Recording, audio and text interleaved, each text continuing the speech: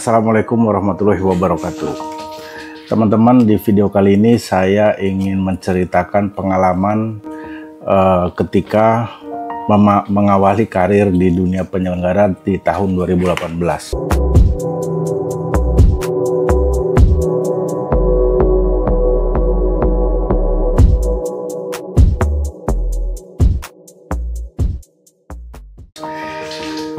Kita mulai dari awal saya mengenal Komisi Pemilihan Umum gitu ya. Karena pada saat itu periode pertama saya dimulai di tahun 2018 sampai dengan 2023. Nah, tahun ini saya sudah ada di periode kedua di tahun ketiga. Jadi sekarang sudah tahun 2025 kan.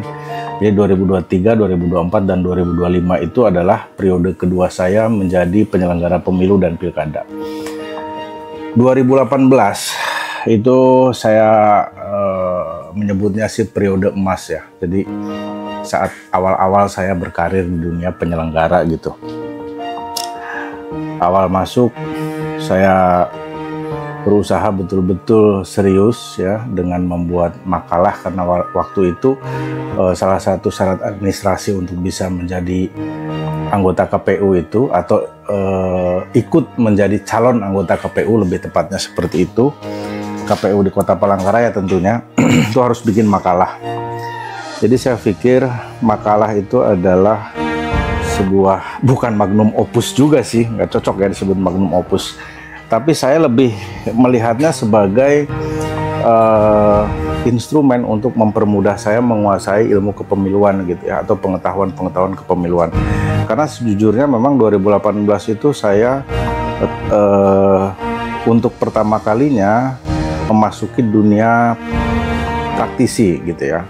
Praktisi yang secara langsung melakukan kerja-kerja teknis untuk menyelenggarakan pemilu dan pilkada. Nah, jadi memang sebelumnya kan saya tidak punya pengalaman ya di bidang kepemiluan sebagai penyelenggara. Meskipun di tahun 2014 saya pernah juga menjadi pemantau pemilu dari Jaringan Pendidikan Pemilih untuk Rakyat atau JPPR. Nah, itu 2014. Jadi hampir ya katakan 4-5 tahun lah saya vakum dari dunia penyelenggaraan, dari dunia kepemiluan. Lalu di tahun 2018 saya memutuskan untuk bergabung dengan lembaga penyelenggara ini. Hanya saja memang saya tidak, karena minimnya pengetahuan saya tentang kepemiluan dan adanya kesempatan harus membuat makalah ya kan. Nah, akhirnya saya menjadikan ini sebagai momentum untuk saya kembali menguasai ilmu-ilmu kepemiluan. Nah, teman-teman, sebagai penyelenggara pemilu yang wajib membuat makalah, itu kan saya membuat sendiri ya. Jadi saya membuatnya dengan sangat serius. Saya hampir setiap hari pergi ke perpustakaan daerah. Di sana saya membuka banyak sekali buku-buku tentang kepemiluan, teori-teori kepemiluan, ketatanegaraan, kemudian sejarah pemilu dan lain-lain. Nah, buku-buku ini dari berbagai macam sumber gitu, saya rangkum menjadi sebuah makalah. Nah, jadi effort banget lah waktu itu. Karena saya meyakini kekurangan saya yang paling fundamental adalah minimnya pengetahuan tentang kepemiluan yang kontemporer gitu ya. Jadi informasi perkembangan peraturan pemilu, kemudian persoalan-persoalan yang terkait dengan konstitusionalisme, ketatanegaraan dan lain-lain, memang saya cenderung agak penetrasi literaturnya kurang gitu loh. Jadi ya mau nggak mau saya harus mengobrak-abrik lagi buku-buku tentang kepemiluan, ketatanegaraan, kepartaian gitu ya. Dan kira-kira seperti itu awal mulanya. Jadi effort banget lah. Sampai akhirnya saya mengikuti tahapan tes gitu ya. Jadi kita mulai ikuti tahapan tes, tahapan administrasi saya lolos, masuk ke tahapan komputer assist test gitu ya, CAT. Nah, ini ada cerita menarik dari CAT ini teman-teman. Jadi waktu itu nilai menjadi hal yang menurut saya sangat berpengaruh untuk melihat atau apa ya, sebagai instrumen lah. Jadi saya punya pikiran tuh gini, kalau nilai saya bagus di CAT berarti effort saya selama di proses administrasi yang tadi saya ceritain bikin makalah segala macam itu akan terpotret di sana. Artinya saya berhasil gitu. Sampai dengan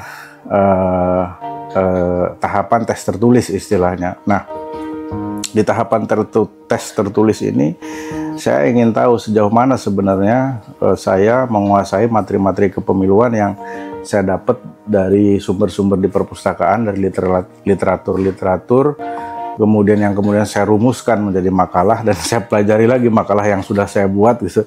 Jadi makalah itu semacam membuat saya lebih mudah gitu. Makanya sampai sekarang saya itu termasuk orang yang meyakini bahwa apa yang kita tulis itu akan sangat berpengaruh terhadap pengetahuan kita. Makanya kemudian saya menulis buku ya, menerbitkan buku dan lain-lain.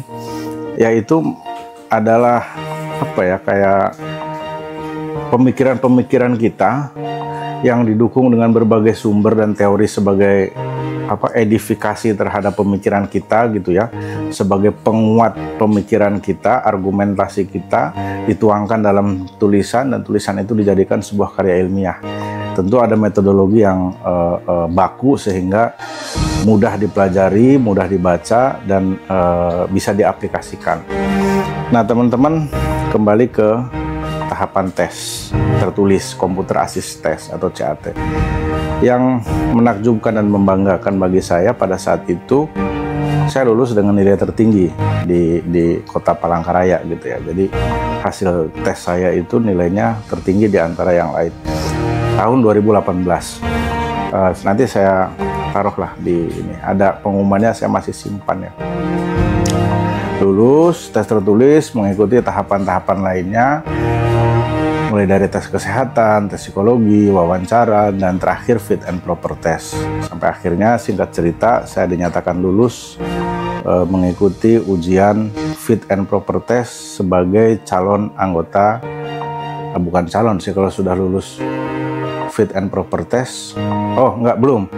Dulu saya fit and proper test, maka oh ya bener nih, kalau udah lulus fit and proper test itu udah selesai. Saya berarti tinggal nunggu dilantik, karena fit and proper test itu berisikan 10 orang dari proses-proses panjang tadi ya, dari seleksi administrasi, seleksi tertulis, seleksi psikologi, kesehatan, wawancara, sampai di gerbang akhirnya, di final battle-nya itu di fit and proper test. Nah, di fit and proper test ini menyisakan 10 orang.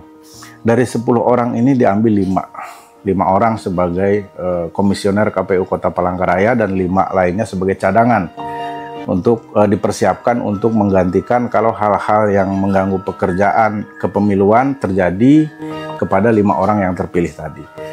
Singkat cerita, saya lulus menjadi salah satu di antara 5 orang yang ditetapkan menjadi anggota KPU Kota Palangkaraya dan dilantik di KPU RI.